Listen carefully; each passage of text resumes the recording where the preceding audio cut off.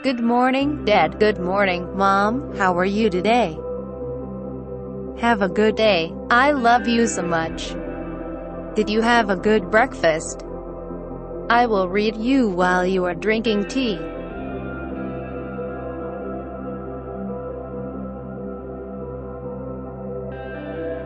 Former President Jimmy Carter celebrates 96th birthday. By Bill Barrow, Associated Press. October 1, 2020, 2:55 p.m. Eastern Daylight Saving Time. October 1, 2020, 2:57 p.m. Eastern Daylight Saving Time. File. In this November 3, 2019 file photo, former President Jimmy Carter teaches Sunday school at Maranatha Baptist Church in Plains, GA. Carter marks his 96th birthday Thursday, October 1.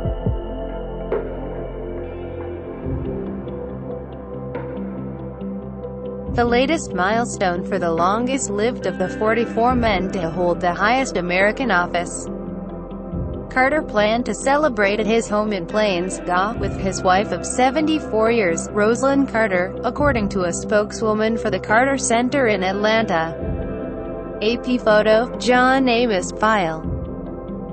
Atlanta, AP. Former President Jimmy Carter marks his 96th birthday Thursday, the latest milestone for the longest-lived of the 44 men to hold the highest American office. Carter planned to celebrate at his home in Plains, Georgia, with his wife of 74 years, Rosalynn Carter, according to a spokeswoman for the Carter Center in Atlanta.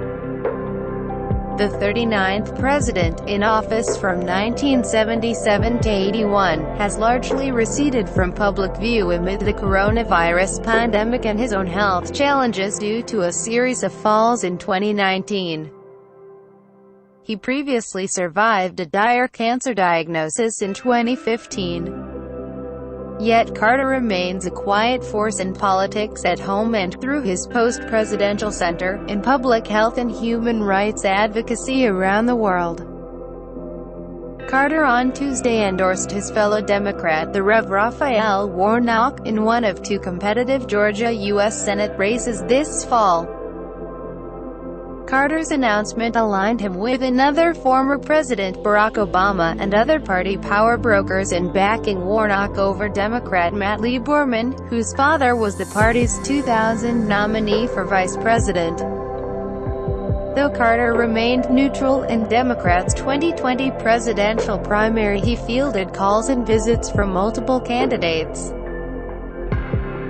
Jimmy and Rosalynn Carter, now 93, recorded audio addresses for Democrats' virtual national convention urging the election of nominee Joe Biden, who was a young senator from Delaware when Jimmy Carter won the presidency.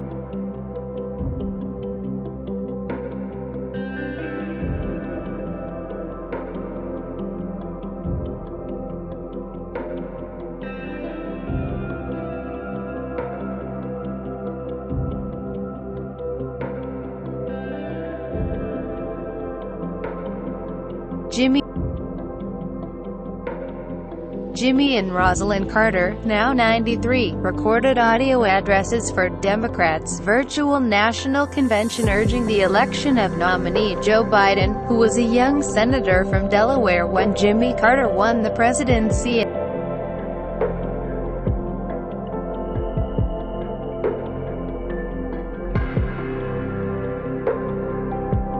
Jimmy and Rosalynn Carter, now 93, recorded audio addresses for Democrats' virtual national convention urging the election of nominee Joe Biden, who was a young senator from Delaware when Jimmy Carter won the presidency.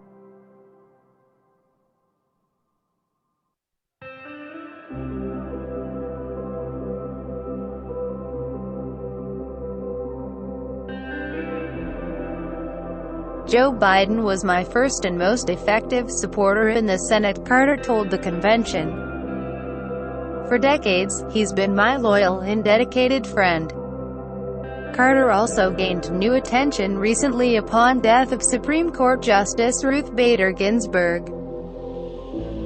Carter is the only president since 1850 not to make a single Supreme Court nomination, but he reshaped the lower courts with a record number of nominations of women and non-white jurists, Ginsburg being the most notable.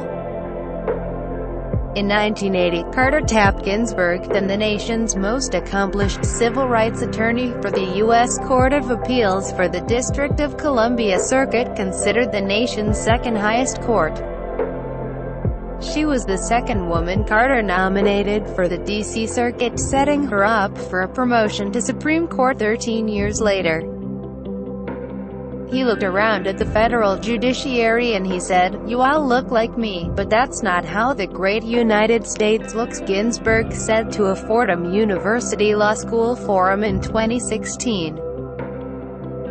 Perhaps most notable among Carter's 2020 election maneuvering is the Carter Center for the first time designating the United States as a backsliding democracy.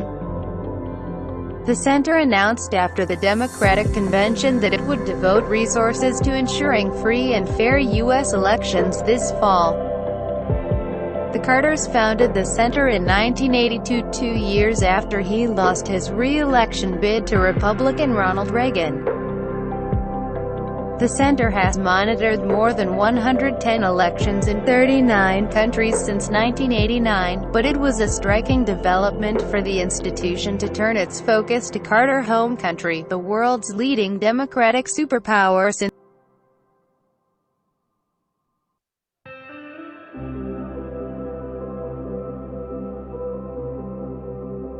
The development comes as President Donald Trump repeatedly casts doubt on the integrity of the U.S. voting system, regularly firing off a cascade of mistruths about the voting process and asserting that the system is rigged against him.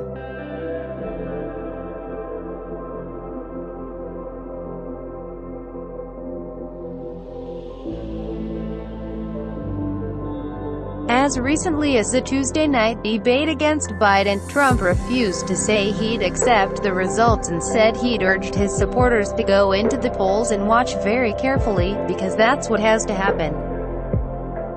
Explaining the decision to monitor a U.S. election, a Carter Center statement said, "Backsliding democracies are often characterized by polarization, a lack of public trust, ethnic or racial divisions and injustice, and fears that election results won't be seen as credible or could trigger violence."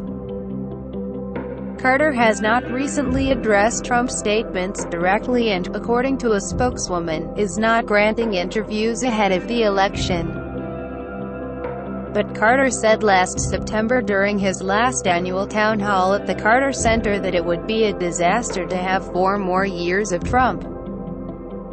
Siding with Biden over Trump isn't surprising for a Democratic former president, but it does involve Carter ignoring one of his own recent observations about the presidency.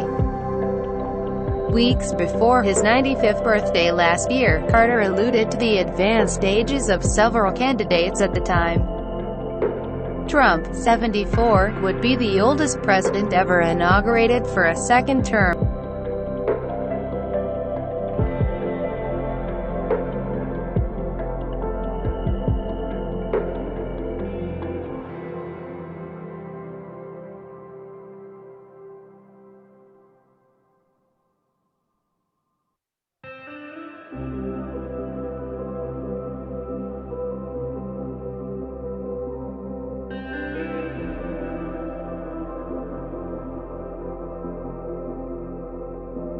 And before I leave, do not forget the article link below the video, if you want to read it, but do not strain your eyes too much.